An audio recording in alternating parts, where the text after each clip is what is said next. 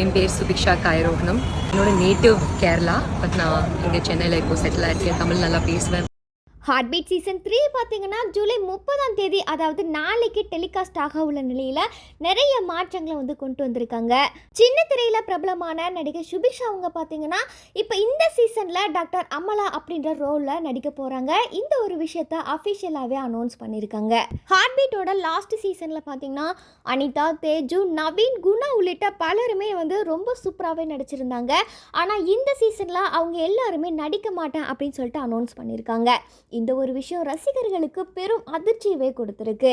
இவங்க எல்லாரும் இந்த சீசன் 3ல நடிக்க மாட்டாங்களா அப்படி சொல்லிட்டு ரசிகர்கள் ரொம்ப நாளாக எதிர்பார்த்து காத்துட்டு இருந்தாங்க. ஆனால் அவங்களுக்கு பதிலாக இப்போ புது புது கேரக்டர்ல உள்ள கொண்டு வந்திருக்காங்க. அந்த வகையில் சின்ன திரை பிரபலமான நடிகை சுபிக்ஷா அவங்கள பார்த்தீங்கன்னா இந்த ஹார்ட் பீட் சீசன் 3ல டாக்டர் அமலா அப்படின்ற கேரக்டர்ல வந்து நடிக்க போறாங்க. இதுக்கு முன்னாடி விஜய் டிவில ஒளிபரப்பான வீரா அப்படின்ற சீரியல்ல ஒரு முக்கியமான ரோல நடிச்சு ரொம்பவுமே ஃபேமஸ் ஆயிருந்தாங்க. இவங்களோட இயல்பான நடிப்புக்கு ஏகப்பட்ட ரசிகர்கள் இருக்காங்க. இந்த நிலையில சமீபத்தில் பார்த்தீங்கன்னா அந்த சீரியல்ல இருந்து திடீர்னு அவங்க விலகிட்டாங்க. அவங்க அந்த சீரியல்ல இருந்து விலகினதுக்கு அப்புறம் ரசிகர்கள் எதனால விலகினாங்க அப்படின்னு சொல்லிட்டு ரொம்பவுமே ஃபீல் பண்ணிட்டு இருந்தாங்க. ஆனால் இப்போ அவங்க இந்த ஹார்ட் பீட் சீசன் 3ல வந்து நடிக்க போறாங்க. இந்த ஒரு விஷயம் அவங்களோட ஃபேன்ஸுக்கு ரொம்பவுமே ஒரு குட் நியூஸாகவே அமைய போகுது.